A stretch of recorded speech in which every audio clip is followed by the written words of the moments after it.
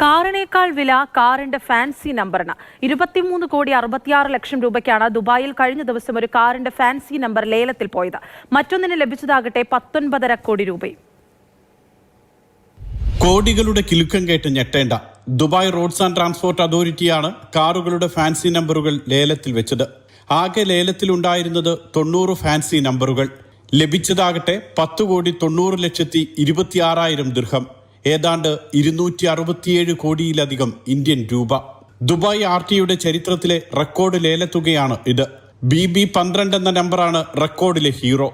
ഈ നമ്പറിന് മാത്രം ലഭിച്ചത് ഏതാണ്ട് 23,66,68,68 രൂപ. AA25 റെക്കോർഡിലെ രണ്ടാമൻ.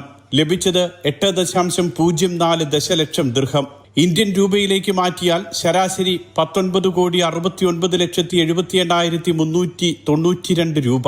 16.5 കോടിയിലധികം ലഭിച്ച BB30 എന്ന ഫാൻസി നമ്പറാണ് മൂന്നാം സ്ഥാനത്ത്. 5% മൂല്യവർദ്ധിത നികുതി കൂടി ചേർക്കുമ്പോൾ കോടികളുടെ കണക്ക് ഇനിയും വർദ്ധിക്കും. RTയുടെ ഇക്കൊല്ലത്തെ അവസാന ഫാൻസി നമ്പർ ലേലമായിരുന്നു ദുബായിൽ നടന്നത്. Mathrubhumi news, Dubai.